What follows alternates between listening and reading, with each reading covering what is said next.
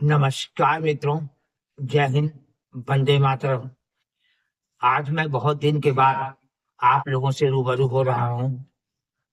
अभी मैं क्लास 12 के बच्चे को जो है उनका एग्जाम है, इसलिए उन लोग को ऑब्जेक्टिव का तैयारी करा रहा हूँ।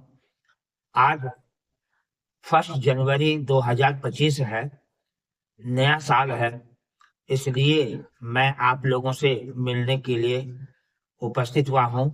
सबसे पहले मेरे 150 करोड़ भारतीय भाइयों को नव वर्ष की बहुत बहुत शुभकामनाएं।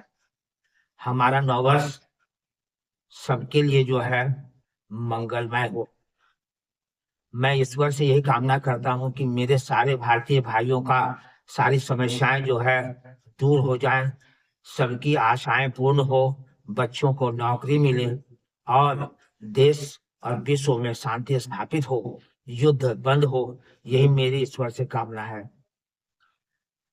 मैं आज आप लोगों से कुछ बातें करना चाहता हूँ। बात कुछ ऐसी है कि चूंकि आज नया साल शुरू हुआ है, इसलिए हम भारतीयों को आज एक प्रण लेना चाहिए कि दुनिया चाहे जो भी कहे, करूंगा वही जो देश के हित में होगा, समाज के हित में होगा, परिवार के हित में होगा। किसी की बात नहीं सुनूंगा। एक ही बात सब में सुनूंगा, एक ही चीज में सुनूंगा। अगर अगला सही बात कह रहा है और देश के हित में कह रहा है तो स्वीकार करूंगा, लेकिन अगर अपने मतलब साधने के लिए कहा जा रहा है तो इसे हम लोग हरगिज स्वीकार नहीं करेंगे। दूसरी बात यह है कि कुछ नेता अपने व्यक्तिगत स्वार्थ से ऊपर कुछ नहीं सोच रहे हैं और वो केवल और केवल देश को बर्बाद करना चाहते हैं। उनके जिहान में यह बात बिल्कुल नहीं है कि भारत एक विकसित देश बने। वे चाहते हैं कि भारत जो है चीन की तुलना में, अमेरिका की तुलना में, फ्रांस की तुलना में, जर्मनी की तुलना में, जापान की तुलना में आगे न बढ़ पाए। इसलिए न बढ़ पाए ताकि इसको दबाकर जो है रखा जा सके और विदेशियों से लाभ लिया जा सके। कुछ शायद ऐसा भी सोच हो सकती है, सरकार इस पर जांच करे। मैं ये भी कहना चाहता हूं कि देश के लोग अब वही काम करें जो देश के हित में हो। वह अपने कर्तव्य का पालन, अपने अधिकार का प्रयोग एकदम देश के हित में करे, कोई गलत काम ना करे, समाज को लेकर चले, जातिगत भेदभाव ना करे, किसी के खिलाफ कोई बुरी बातें ना कहे और अगर किसी के खिलाफ कोई गलत हो रहा है तो उसको बर्दाश्त भी ना करे।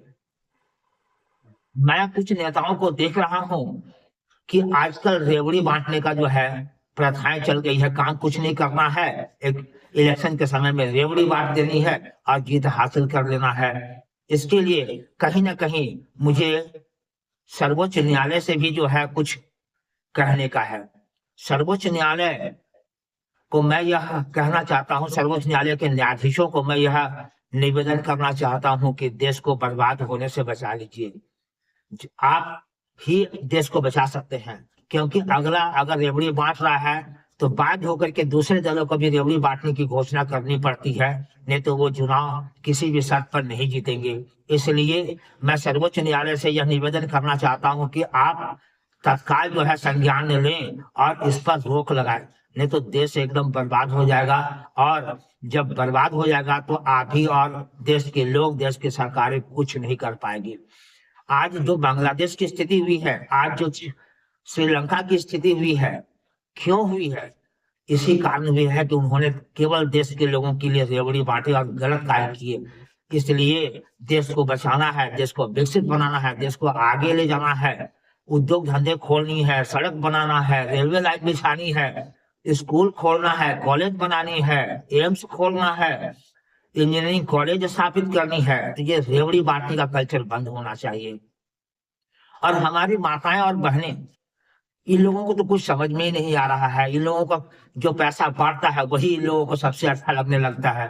इन लोगों को यह पता नहीं है कि वह अपने बच्चों के साथ, अपने भाइयों के साथ कितनी गद्दारियां कर रही हैं। ये सब क्योंकि 250 रुपये, 2500 रुपया या 2100 रुपया रेवड़ी बांट करके वह इतने पैसे बांट देंगे कि सरकार के पास पैसे नहीं बचेंगे, और जब पैसे नहीं बचेंगे तो वह रोजगार कहाँ से लाएंगे।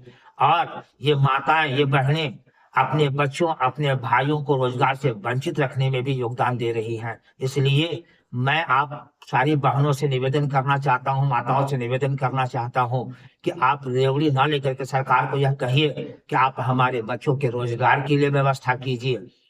ये सबसे सही होगा, क्योंकि सरकार भी जान रही है कि अगर मैं रेवड़ी बांट दूंगा तो अगला जो है रोजगार की बात कभी नहीं करेगा, और जबरदस्त सरकार पर दबाव भी नहीं डालेगा। इसलिए भी वो रेवड़ी बांटने की कल्चर जो है शुरू किए हैं। कुछ नेता रेवड़ी बांट करके जो है एकदम देश को बर्बाद करने के लिए तुले हुए हैं। उनको करना धरना कुछ नहीं है, एकदम मस्त रहना है, करना देश के विकास के लिए, राज्य के विकास के लिए कुछ नहीं करना है, केवल रेवड़ी बांट करके जो है जीत हासिल कर लेनी है। इसलिए देश के लोग जागें, छात्र जागें, छात्राएं जागें, किसान जागें, श्रमिक जागे, मजदूर जागे, और सरकार पर दबाव डालिए। सर्वोच्च न्यायालय से भी मेरा निवेदन होगा कि रेवड़ी बांटने के कल्चर को आप तत्काल बंद करवाइए, नहीं तो आपको भी लोग माफ नहीं करेंगे। लोग, सर्वोच्च न्यायालय की जो एक लोगों के मन में जो सम्मान है वह भी धीरे धीरे घट रहा है, क्योंकि सर्वोच्च न्यायालय कुछ नहीं कर रहा है। सर्वोच्च न्यायालय पुलिस को ये कहती है कि आपके सामने ये सब गलत काम हो रहा था, तब आप क्या कर रहे थे? आपके सामने ये घर बन रहा था, अतिक्रमण हो रहा था, उस समय आप क्या कर रहे हैं? यही बात तो आपके लिए भी तो कहा जा सकता है कि जब समय था तो आपने ऐसा क्यों नहीं कोई कदम उठाया, रेवड़ी बांटने के कल्चर को क्यों नहीं रोका? आप खुद बताइए, अगर देश का ज्यादा पैसा रेवड़ी बांटने में चला जाएगा तो विकास के लिए पैसा कहाँ से आएगा? और लोगों को यह समझ में नहीं आता कि रेवड़ी बांटता है हमारे ही पैसे से, हमारी जीएसटी से, हमारे ही कर से। और अगर आप ज्यादा पैसा रेवड़ी बांटने में लगा देंगे तो फिर देश के विकास के लिए पैसा कहाँ से आएगा? ऐसे में देश का विकास बाधित होगा। अतः मैं लोगों से, माताओं से, बहनों से, सबसे यह निवेदन करना चाहता हूं कि रेवड़ी बांटने की जो कला है वो देश के लिए बहुत हानिकारक साबित हो रही है। इसलिए आप इसको लेने से भी बचें, आप इसको लेने से इनकार कर दें, और ये कहिए कि हमारे बच्चों को आप रोजगार प्रदान कीजिए। आप अपने घोषणा पत्र में रोजगार को जो है सबसे पहला नंबर में रखिए, तभी आपको वोट देंगे, नहीं तो वोट नहीं देंगे। तभी हम समझेंगे कि भारत में लोकतंत्र सफल होगा, और नहीं तो लोकतंत्र जो है केवल किताबी बातें रहकर बनकर रह जाएगी। इसलिए मैं आज 1 जनवरी के दिन, नए साल के दिन, आप लोगों से निवेदन करना चाहता हूं कि देश को बचाइए, नहीं तो देश बर्बाद हो जाएगा। जय हिंद, वंदे मातरम।